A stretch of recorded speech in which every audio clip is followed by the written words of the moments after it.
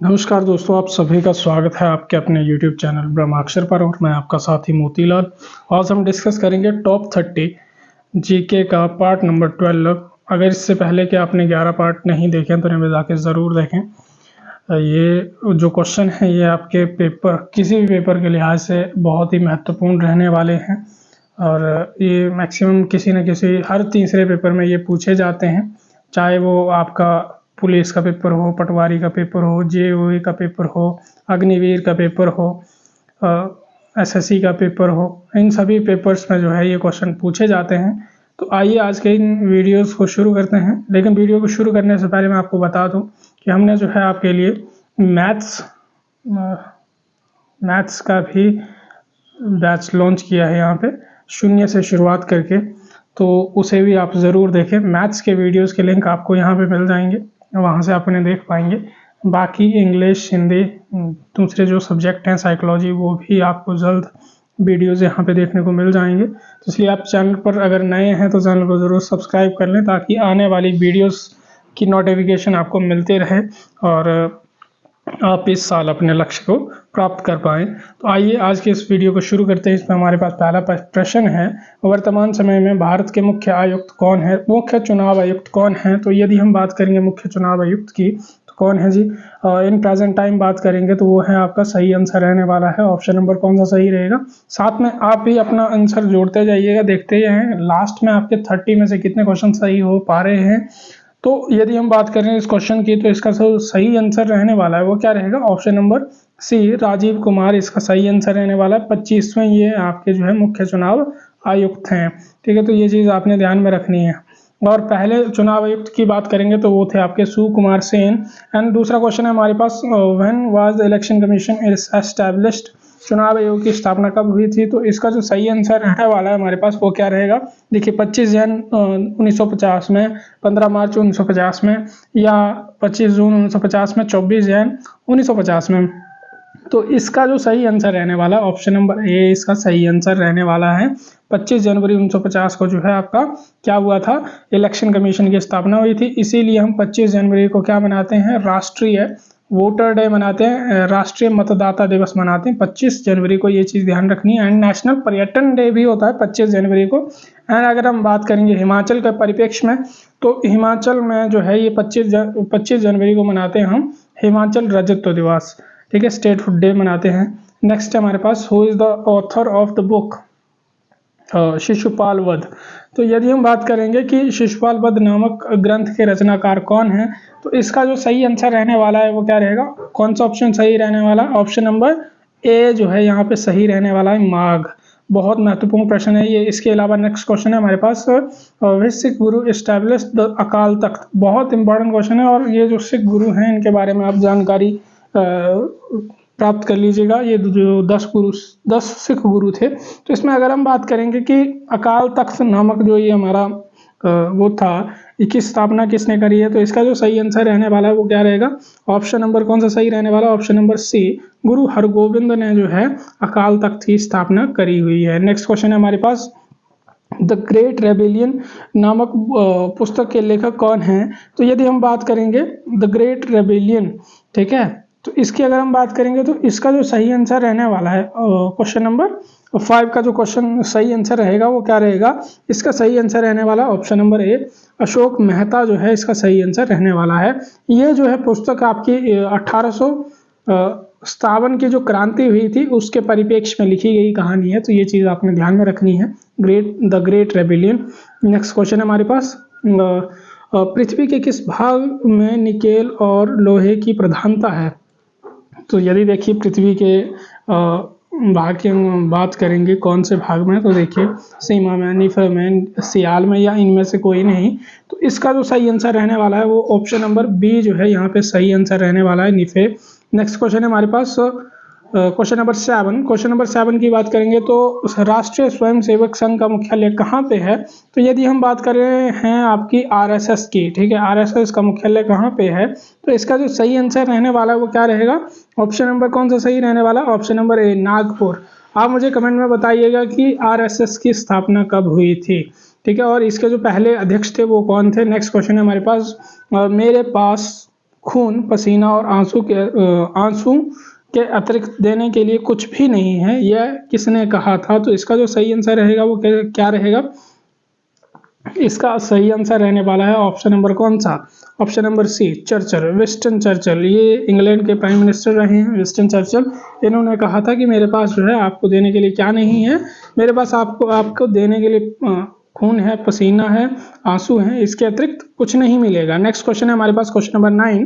Question number 9 है आपका, गरीबी हटाओ का नारा किसने नारे का साथ किसका नाम जुड़ा है? तो ये देखिए, अगर हम बात करेंगे गरीबी हटाओ की बात की या नारे की, तो इसका जो संबंध है वो किससे है? इसका संबंध है option number D, Indira Gandhi से, जो कि हमारी भारत की पहली महिला प्रधानमंत्री रही हैं, और साथ में जो है इन्हें आयरन लेडी ऑफ इंडिया भी कहा जाता है। तो ये चीज़ आपने ध्यान में रखनी है। इसके अलावा नेक्स्ट क्वेश्चन है हमारे पास क्वेश्चन नंबर 10।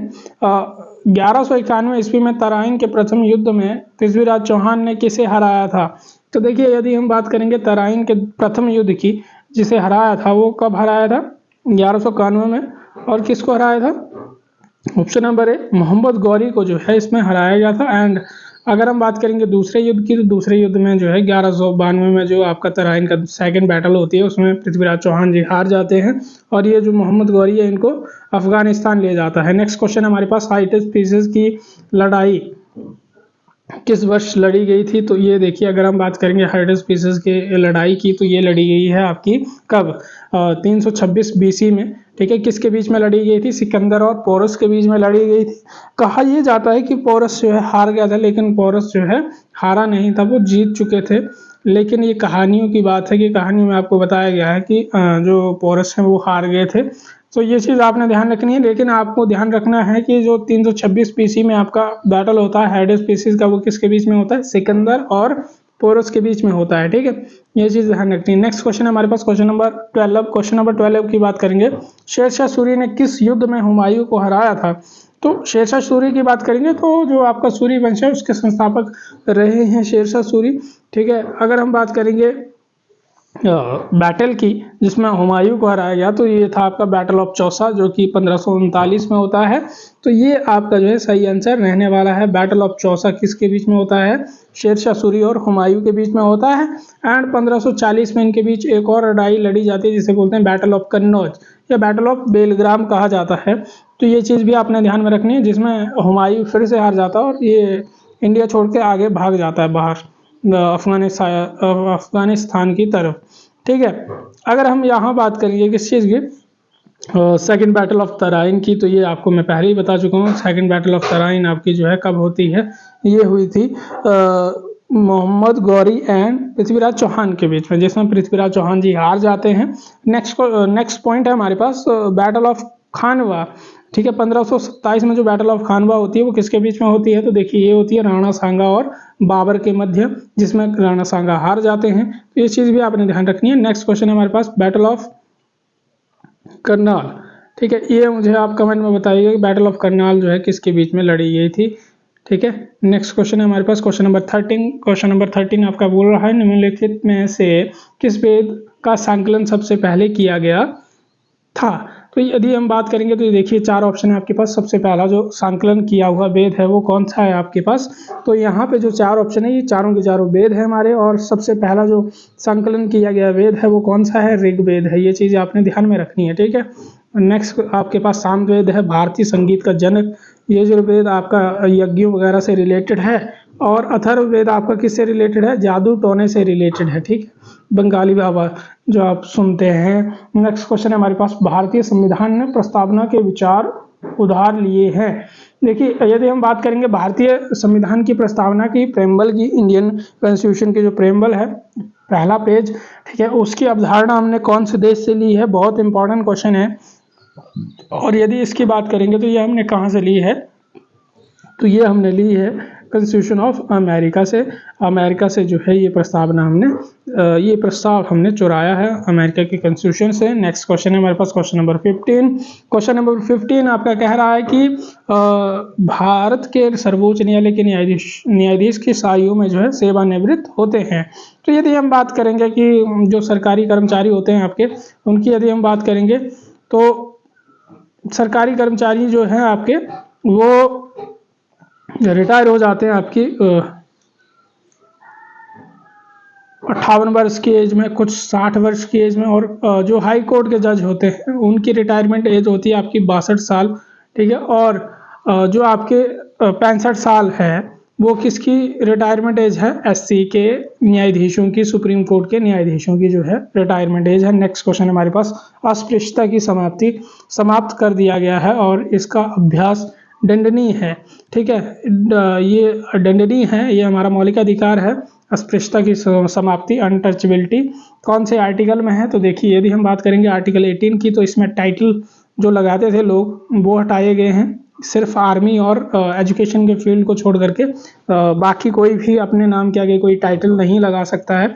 आर्टिकल 16 आपको जो है सरकारी जो नौकरियां होती हैं उनमें अवसर की समानता की बात करता है कि अगर आप किसी पोस्ट के लिए योग्य हैं तो आपको जो है बराबर इक्वल राइट मिलेगा उसमें फाइट करने के लिए। नेक्स्ट है आपके पास आर्टिकल 17। आर्टिकल 17 की बात करेंगे तो देखिए, आर्टिकल 17 आपका अनटचेबिलिटी या अस्पृश्यता से संबंध रखता है।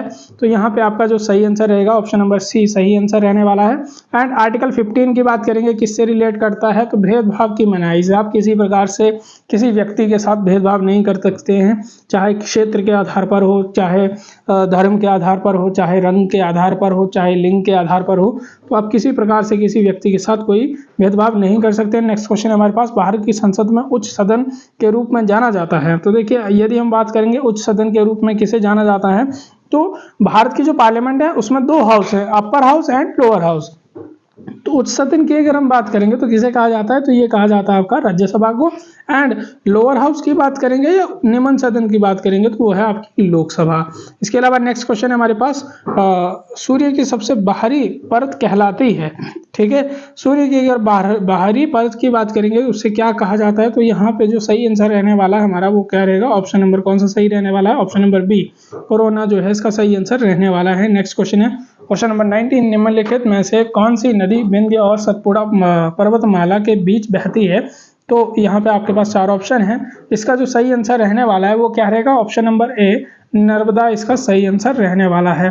नेक्स्ट क्वेश्चन है हमारे पास क्वेश्चन नंबर 20, प्रायद्वीपीय भारत की सबसे लंबी नदी कौन सी है? तो इसका जो सही आंसर रहेगा वो क्या रहेगा? प्रायद्वीपीय भारत की सबसे लंबी नदी की बात करेंगे तो कौन सी क्या आंसर रहने वाला है इसका? क्वेश्चन नंबर 20 का इसका जो सही आंसर रहेगा वो क्या रहेगा? ऑप्शन नंबर बी गोदावरी जो है इसका सही आंसर रहने वाला है। इसके अलावा नेक्स्ट क्वेश्चन है हमारे पास क्वेश्चन नंबर 21। अगर हम बात करेंगे क्वेश्चन नंबर 21 की, हर्ष अंतिम महान शाही संरक्षक था। ठीक है, तो यदि हम बात करेंगे हर्ष की, तो हर्ष जो है किससे संबंध रखता है? तो ये आपका बुद्धिज्म की बात करेंगे, इसका सही आंसर रहने वाला option number B. Next question है हमारे पास क्वेश्चन नंबर 22, निम्नलिखित में से कौन सी नदी महाराष्ट्र और गुजरात से होकर के गुजरती है? तो इसका सही आंसर क्या रहने वाला है? देखिए, महाराष्ट्र और गुजरात के बीच से होकर के गुजरने वाली नदी कौन सी है आपकी? क्वेश्चन नंबर 22 की बात करेंगे तो इसका सही आंसर क्या रहेगा? इसका सही आंसर रहने वाला है आपका ऑप्शन नंबर डी, ताप्ती नदी जो है ये इसका सही आंसर रहने वाला है। नेक्स्ट क्वेश्चन है हमारे पास, नदी बेसन जिसे भारत का रुहर कहा जाता है, रुहर ऑफ इंडिया किसे कहा जाता है? तो इसका जो सही आंसर रहेगा वो क्या रहेगा? ऑप्शन नंबर ए, दामोदर घाटी को जो है भारत का रुहर ऑफ इंडिया कहा जाता है। नेक्स्ट क्वेश्चन है हमारे पास क्वेश्चन नंबर 24, निम्नलिखित में से कौन सी भारत की सबसे लंबी नदी है? तो इसका सही आंसर रहने वाला है क्या? ऑप्शन नंबर एक गंगा, जिसे एक व्यक्ति की संज्ञा दी गई है, इसे राष्ट्रीय रिवर या राष्ट्रीय नदी के नाम से भी जाना जाता है। 2008 में इसको जो है राष्ट्रीय रिवर घोषित किया गया है गंगा को। इसकी लेंथ की बात करेंगे तो 25 किलोमीटर इसकी जो है लेंथ आएगी आपकी। ठीक है, ये चीज़ भी आपने ध्यान में रखनी है। नेक्स्ट क्वेश्चन है हमारे पास क्वेश्चन नंबर 25, राज्यसभा की अधिकतम शक्ति हो सकती है, मतलब राज्यसभा में अधिकतम कितनी सीटें हो सकती हैं? तो इसका जो सही आंसर रहेगा वो क्या रहेगा? ऑप्शन नंबर बी जो है सही आंसर रहने वाला है, 250, जिसमें 238 लोग स्टेट से आएंगे और 12 जो मेंबर होते हैं उनको राष्ट्रपति चुनते हैं। इन प्रेजेंट टाइम बात करेंगे तो राज्यसभा में आपके मेंबर हैं 245। ठीक है, ये चीज़ भी आपने ध्यान में रखनी है। नेक्स्ट क्वेश्चन है हमारे पास क्वेश्चन नंबर 26। अगर हम बात करेंगे राज्य की वास्तविक कार्यपालिका सत्ता है, ठीक है, तो यदि यहाँ पे ऑप्शन आपके पास क्या होता, यहाँ पे आपके पास ऑप्शन होता है सीएम का, तो वो आंसर आपका सीएम रहेगा। लेकिन यहाँ पे ऑप्शन है आपके पास मंत्रिपरिषद, तो यहाँ पे आपका सही आंसर ऑप्शन नंबर सी रहने वाला है, ठीक है। राज्यपाल यहाँ पे एग्जीक्यूटिव अथॉरिटी होती है, लेकिन वो क्या होती है, नाम मात्र की। जैसे सेंटर में आपके पास नाम मात्र कार्यपालिका है आपकी राष्ट्रपति, वैसे स्टेट में जो है नाम मात्र कार्यपालिका कौन होती है, राज्यपाल। तो यहाँ पे जो वास्तविक आपकी रियल एग्जीक्यूटिव अथॉरिटी है वो कौन है, सीएम है, मंत्रिपरिषद है। तो यहाँ पे ऑप्शन नंबर सी जो है हमारा सही आंसर रहने वाला है। नेक्स्ट क्वेश्चन है हमारे पास क्वेश्चन नंबर 27 की अभिष्ट शक्तियाँ जो कि आपकी संविधान की संघ राज्य या संवर्ती सूची में उल्लिखित नहीं है, निहित है, ठीक है। मतलब उन पे जो काम कर सकता है, उन पे जो स्कीमें बना सकता है, उन पे जो विधेयक बना सकता है, उन पे जो कानून बना सकता है, वो कौन बना सकता है, भारत का राष्ट्रपति, लोकसभा एंड राज्यसभा, ठीक है, राज्य विधानमंडल या लोकसभा। तो इसका जो सही आंसर रहेगा ऑप्शन नंबर बी जो है सही आंसर रहने वाला है। मतलब संसद इस पे कार्य कर सकती है। जो भी इनमें आपके जो पार्ट हैं वो नहीं आएंगे, उन पे कौन काम करेगा, संसद काम करेगी। तो यहाँ पे ऑप्शन नंबर बी आपके पास सही आंसर रहने वाला है। नेक्स्ट क्वेश्चन है हमारे पास, तिब्बत में मानसरोवर झील के निकट जिस नदी का स्रोत है या हैं, तो देखिए सिंधु है, सतलुज है, ब्रह्मपुत्र है या ऑल ऑफ दीज। तो यहाँ पे जो हमारा सही आंसर रहेगा ऑप्शन नंबर डी जो है उपयुक्त सभी जो है सही आंसर रहने वाला है, क्योंकि सतलुज भी वहीं से निकलती है, राक्षस ताल मतलब मानसरोवर झील के पास से ही निकलती है। सिंधु की बात करेंगे तो वो भी वहीं से आती है, और ब्रह्मपुत्र की बात करेंगे तो वो भी वहीं से निकलती है। तो ऑप्शन नंबर जो डी है हमारे पास, ये इसका सही आंसर रहने वाला है। नेक्स्ट क्वेश्चन है हमारे पास 29। यदि हम बात करेंगे क्वेश्चन नंबर 29 की, तो निम्नलिखित में से कौन अंतर्देशीय जल निकास क्षेत्र है। तो यहाँ पे जो हमारा सही आंसर रहेगा inland drainage area. Inland drainage area जो है हमारे पास क्या है, ऑप्शन नंबर कौन सा सही रहने वाला, option number D, run of Kutch. Kutch का रण जो है इसका सही आंसर रहने वाला, जो कि आपका कहाँ पे है, गुजरात में है। नेक्स्ट क्वेश्चन है हमारे पास, कमजोर हवाओं के क्षेत्र को कहा जाता है। तो देखिए कमजोर हवाओं के क्षेत्र को क्या कहा जाता है, इसका आपने जो है मुझे कमेंट में बताना है कि कमजोर हवाओं के क्षेत्र में क्या कहा जाता है। तो यदि आप यहाँ तक पहुँचे तो आप ज़रूर बताइएगा कि 30 में से आपके कितने क्वेश्चन सही हो पा रहे हैं। और अगर आप चैनल पर नए हैं तो चैनल को ज़रूर सब्सक्राइब करके जाइएगा, क्योंकि आपके लिए आने वाले समय में जो है बहुत सारे सब्जेक्ट्स के वीडियोस कंटिन्यूसली मिलने वाले हैं आपको। तो आप इस वीडियो को लाइक करें, शेयर करें एंड चैनल को ज़रूर सब्सक्राइब कर लें। बाकी आपका जो सुझाव रहता है उसे भी ज़रूर बताएं। तब तक के लिए पढ़ते रहिए, मुस्कुराते रहिए। मिलते हैं नेक्स्ट वीडियो में जल्द। धन्यवाद। जय हिंद, जय भारत।